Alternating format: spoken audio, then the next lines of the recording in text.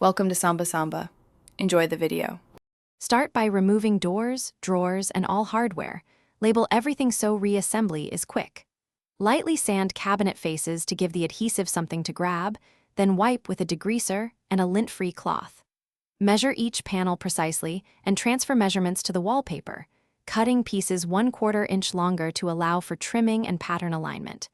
You want accurate cuts now so the rest goes smoothly. Once done, organize cut panels by cabinet and set aside with their matching door or drawer.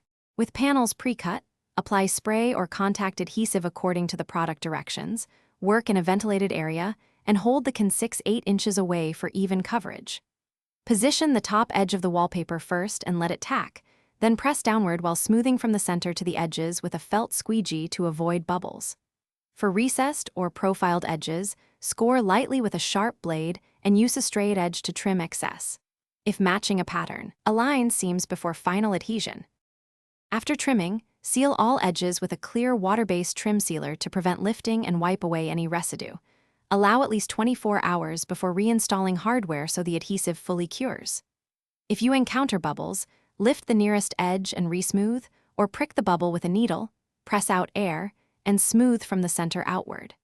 For extra durability on cabinet faces near sinks, apply a thin coat of clear polyurethane. This protects the finish and makes cleanup easier in daily kitchen use. Thanks for watching. Consider subscribing if we helped you.